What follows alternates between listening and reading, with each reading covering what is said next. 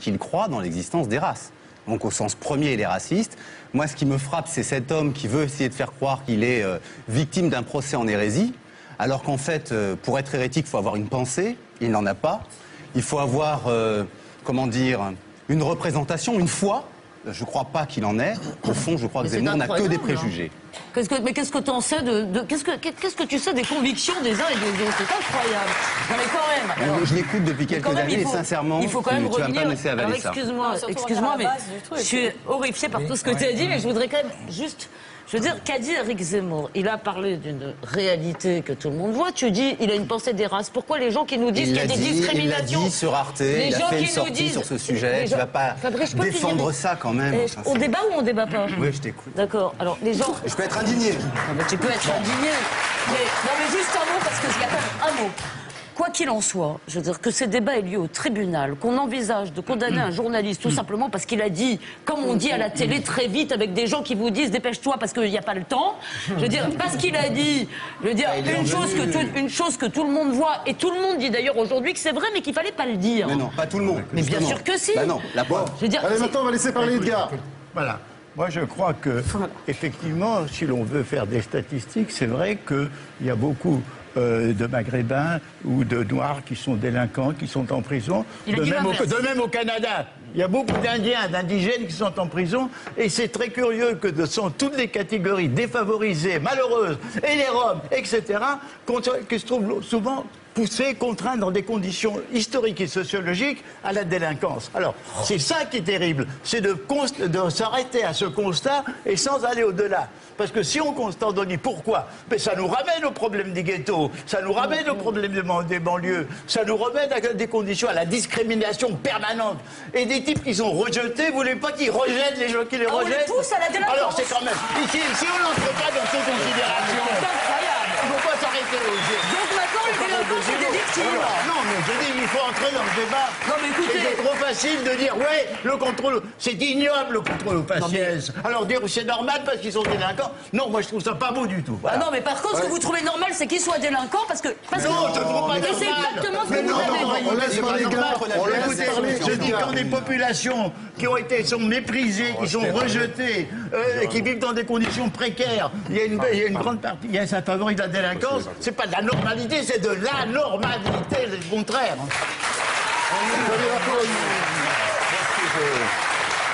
Ce que je trouve surtout tout à fait dommage, c'est que des propos de cet ordre ne puissent pas faire l'objet de discussions autres que dans un tribunal. Et que il y a un débat, Zemmour a dit des choses que l'on entend toute la journée ailleurs, et qu'il faudrait pouvoir expliquer, expliciter, analyser froidement, d'une manière qui soit pédagogique, qui soit réfléchie, et non pas simplement en ostracisant Zemmour, en le jetant au tribunal. À mon avis, alors quand on parlait tout à l'heure des effets malheureux sur l'opinion, je pense que c'est pas la bonne méthode. Il faut s'engueuler, il faut dire ce n'est pas possible. Non, on a des lois de lutte contre le racisme. Quand un propos est de nature raciste, il doit être poursuivi. Ça s'appelle un délit. Pour l'instant, il n'a pas été condamné, à mon avis, il ne le sera pas. J'en prends le pari avec toi ici. Sincèrement, pourquoi pas? Je prends le pari avec toi. Mon problème, il n'est pas le jeu. Pourquoi pas attaquer Jacques Audiard alors? Jacques Audiard dans Le Prophète, il montre quoi? Je veux dire, attaque Jacques Audiard. Sarah Gemrich. La fiction et l'analyse, Sarah Gemrich, s'il vous plaît. Ah bon? Ce qui me révolte là, dans ce qui... Il veut passer sa formule pour un syllogisme qui n'en est pas un. Et c'est ça qui me révolte, c'est qu'il occulte les conditions, les causes économiques et sociales.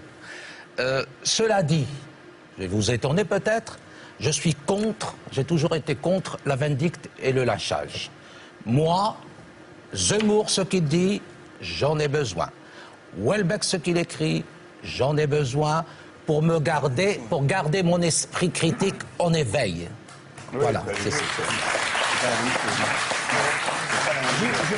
Juste une chose, au-delà du procès Zemmour, il est assez emblématique quand même de deux types de fonds de commerce aujourd'hui, à cause du système médiatique, qui prospèrent, qui sont les fonds de commerce de la provocation, et d'une certaine provocation réac, de droite, mais aussi un fonds de commerce de la criminalisation ou de la judiciarisation de la prise de parole. C'est-à-dire qu'il y a une espèce de train-train maintenant de je porte plainte contre une parole qui a été prononcée dans le débat public, je me victimise en tant que réac ou type qui parle vrai, et finalement on perd de vue l'échange démocratique au profit d'une espèce de bataille qui est souvent une bataille médiatique. Et ce qui est assez malheureux dans ce procès, c'est qu'il est maintenant nationalisé. Voilà. C'est un procès nationalisé dans lequel un ancien ministre de la Défense qui est Chevènement a donné son avis, d'autres intellectuels donneront son avis, et finalement il n'y a plus de joute intellectuelle, y compris violente, parce que nous avons droit à des joutes intellectuelles violentes qui ne soient pas capturées par toujours les mêmes, que ce soit les mêmes polémistes ou les mêmes associations. Marion, un mot, Marion. Je suis d'accord avec Amica, je pense que voilà, on peut se droite pour qu'il ait le droit, et on peut se battre pour qu'il ait le droit de dire des bêtises. Il a le droit, Éric Zemmour pense qu'il est au sommet du politiquement incorrect. En fait, non, il est juste le traducteur d'une pensée maintenant extrêmement commune, répandue, de Café du Commerce. Mais que ce soit comment, la question c'est de savoir si c'est vrai, Marion. Me paraît ridicule, c'est comme prendre un bazooka pour tuer une mouche, comme on dit. La question, moi je trouve ça extraordinaire que depuis le début, vous évitez très soigneusement, je veux dire, de reprendre effectivement ce qu'il a dit, de dire est-ce que c'est vrai, est-ce que c'est pas vrai, parce qu'on va faire une loi sur la vérité bientôt. Alors un commentaire d'Edgar. Le propos différent, c'est la ghettoisation, là. Ah bon, et donc il n'y a que ces raisons-là. Et quand Hugues Lagrange parle de raisons culturelles, elle n'existe pas. On écoute Edgar, s'il vous plaît. C'est très différent. On écoute Edgar. On a la chance d'avoir Edgar Morin. On va l'écouter. Toi, tu sondes les reins et les cœurs, c'est très bien. Et toi, tu dis que la couleur de peau détermine la conduite sociale. Exactement ça. Moi, je pense que C'est exactement beaucoup d'entre vous... C'est ta malhonnêteté. S'il vous plaît, on écoute Edgar Morin. Je pense, avec beaucoup d'entre vous, qu'effectivement, il ne faut pas judiciariser des propos, et je suis d'accord avec vous. Et j'irai même beaucoup plus loin. Je pense qu'il y a des lois, comme la loi Guesso, et toute une série de lois qui intimident et empêchent de poser des problèmes. On peut accuser d'être antisémite quelqu'un qui fait une critique d'Israël. Ça m'est arrivé. Bon, alors, donc je veux dire que c'est vrai contre le fait qu'on demande à des tribunaux de trancher des phénomènes, des problèmes historiques, des problèmes du passé. C'est vrai, il faut déjudiciariser tout ceci. Mais cela dit, le problème étant lancé publiquement, il faut justement le traiter en redexpliquant les causes qui font qu'une population minoritaire rejetée et opprimée produit dans certaines conditions de la délinquance. Voilà, c'est ça qu'il faut dire. Et il faut ajouter juste une chose. Mais ça n'est pas de l'immigration, ça parle de ghettoisation. Ajoutons juste une chose. On a eu deux types ces 30 dernières années de discours lepénistes. On a eu un lepénisme hard avec Le Pen père et on arrive à un lepénisme soft avec Le Pen fille. Elle est à 18%, il était à 15%. D'un côté, on a un discours soft, elle est à 18%. On avait un discours hard, il était à 15%. Ça veut dire quoi? Ça veut dire qu'on peut tenir des propos racistes ou n'en pas tenir, et les résultats sont exactement les mêmes. Mais ça ce que vivent les gens au lieu d'être dans mais arrête de nous faire le coup de tu vis pas ce que vivent les gens. Une fois que tu auras dit, une fois que tu auras fait ce constat. Je veux dire, les victimes aussi, ce sont des Marion. Enfin, cette histoire de ghettoisation. Je veux dire, à la fin des fins, il faut arrêter de dire que ce sont des victimes. Les victimes aussi, les victimes. Mais on n'a jamais dit ça. On n'a jamais dit ça. Une fois que tu as dit. Sont aussi des victimes. Ah bon? Les gens qui sont dans les prisons, mais bien entendu, ils sont aussi des victimes. Écoutez, excusez-moi. Bien entendu. C'est notre faute, ça fait longtemps. C'est pas notre faute. Si. Ne cherchez pas la culpabilité. Ce sont des victimes des conditions de vie dans lesquelles ils sont. C'est un peu une insulte aux pauvres, ce que vous dites. Il n'y a pas une insulte. C'est pas parce qu'ils sont insulter pauvres. les pauvres. C'est pas la pauvreté. C'est pas la pauvreté. Écoutez Edgar Morin, s'il vous plaît. C'est pas la pauvreté qui est en question. Ce sont des conditions. Quand on est sans travail, c'est pas la pauvreté. Quand on est rejeté, quand on est méprisé, ce n'est pas la pauvreté.